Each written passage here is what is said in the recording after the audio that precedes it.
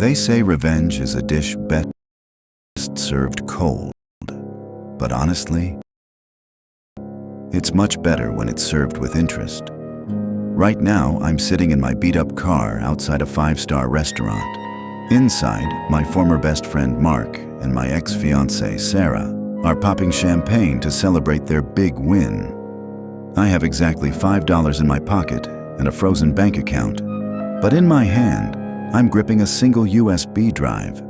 In 10 minutes, their luxury lifestyle is going to go up in flames. You want to know how I got here? Listen closely, because this lesson might just save your life. Mark and I were like brothers. We grew up in the same neighborhood, went to the same college, and 5 years ago, we started Logistics Pro in my parents' garage. I was the geek, the guy who wrote a proprietary AI algorithm that optimized shipping routes, saving companies millions in fuel. Mark was the face, the charismatic guy who could sell ice to an Eskimo. I trusted him with my life. When the company hit an 8-figure valuation, I proposed to Sarah. She was perfect, or so I thought. I gave Mark full access to the finances and the source code because, in my head, friends don't keep secrets. That was my first mistake. Everything changed on a random Tuesday. I walked into our HQ, but my keycard didn't work. The security guard, a guy I'd known for years, wouldn't even look me in the eye. I found Mark in my office. He wasn't smiling. He threw a folder on the desk and said, "Alex, we ran an internal audit. $200,000 is missing from the payroll account, and every single transfer has your digital signature on it." I was paralyzed. I hadn't taken a dime, but the trail was perfect. Mark had used my own encryption keys to frame me. "I won't call the cops because of our history," he said with a smirk that made my blood run cold. "But you're out. No equity, no severance. Leave the building now." I went home to Sarah, looking for a shoulder to cry on. Instead, I found her packing. "Mark told me everything," she said, her voice like ice. "I can't be with a thief, Alex. I need a man who's a winner."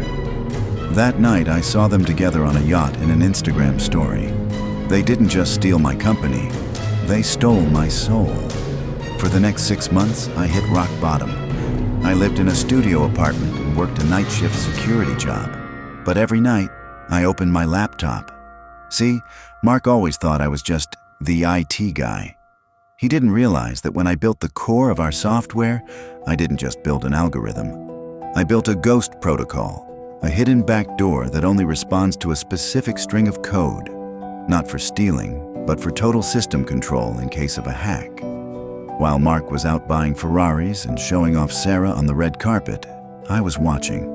I watched them cut corners, hide taxes, and lie to the IRS.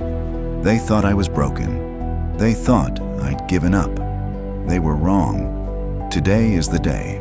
Mark is signing a $50 million merger with a global conglomerate. This deal would make him a billionaire. I'm sitting in my car, connected to the restaurant's Wi-Fi. I hit enter. First, I trigger an email to all 200 of our biggest clients. It contains the real data logs, showing exactly how Mark has been overcharging them by millions for years. Second, I send an encrypted file to the district attorney's office. It has every single tax evasion record I've spent months collecting. But the best part? The restaurant has a giant digital screen for corporate presentations. As Mark stands up to toast the merger, the screen doesn't show the company logo. It shows a recording from my hidden office cam a year ago. It's Mark and Sarah laughing about how they played the idiot Alex to take over the firm. I see the chaos through the window.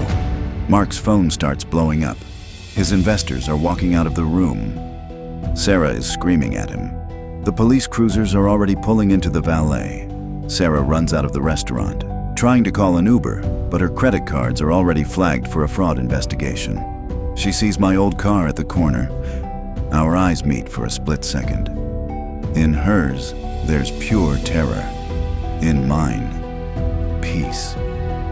A month later, after the company declared bankruptcy due to the lawsuits, I bought back the assets for pennies on the dollar through an anonymous shell company.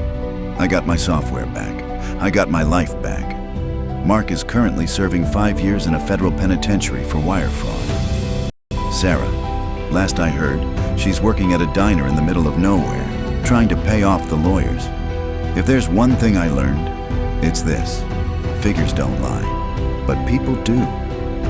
Thanks for listening. If you think they got what they deserved, hit that like button and subscribe for more stories of real-world justice. And tell me in the comments, what would you have done if your best friend betrayed you like that?